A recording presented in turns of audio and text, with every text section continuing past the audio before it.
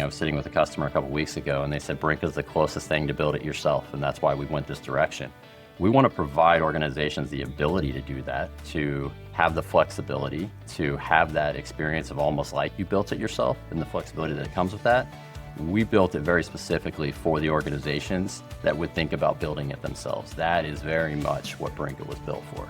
One of the things that myself and the leadership team has been really focused on is getting into the field, sitting down with our customers and hearing a lot more about what their reality is.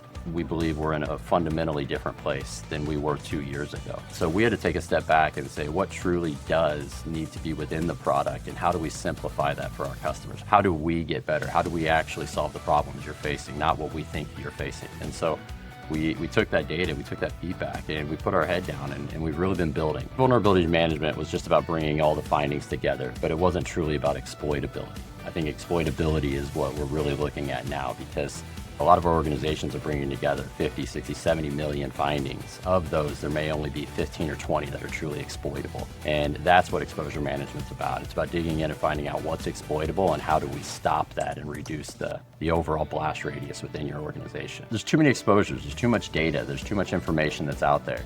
Brinqa exists to basically pull that all together and help you make better decisions about getting your organization to a better cyber posture. At the end of the day, you have to be able to get all of the data in one place because you need to be able to provide context within that.